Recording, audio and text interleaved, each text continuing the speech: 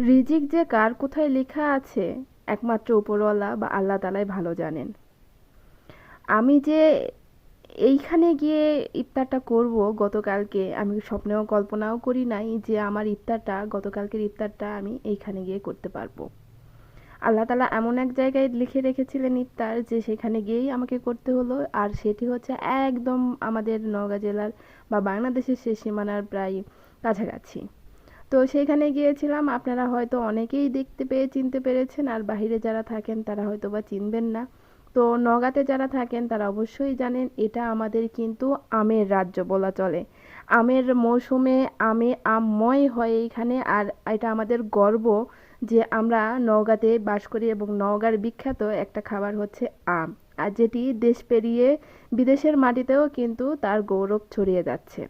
আলহামদুলিল্লাহ, সেখানে গিয়েছিলাম একটি কাজে আপনাদের ভাইয়ার। তো গিয়ে ইফতারের টাইম প্রায় হয়ে এসেছিল। তো সেইখানকার কিছু ভাইয়াদের সঙ্গে কাজ ছিল আপনাদের ভাইয়া, তো ভাইয়াদের অনারেই আমরা ইফতারটা করলাম একটা রেস্টুরেন্টে। রেস্টুরেন্টের ইন্টেরিয়র ডিজাইনটা অনেক অনেক ভালো লাগছে আমার। আর সেইখানে বিশেষ করে এই যে দেখালাম প্রথমেই যে হচ্ছে বাবুই পাখির বাসাটা, অনেক অনেক ভালো লেগেছে। পুরনো স্মৃতিগুলো মনে হচ্ছে জেগে উঠেছে সেটা দেখে। আর লাইটিংগুলো অনেক সুন্দর ছিল। তো এগুলো দেখতে দেখতে কিন্তু খাবার চলে এসছে। ইফতার টাইমে আসলে আমি এত কিছু খাই না, গতকালকে এই মনে হয় ফার্স্ট এইভাবে খাওয়া দাওয়া করলাম এই রমজানে। তো খাবারগুলো মাসাল্লাহ ভালোই ছিল।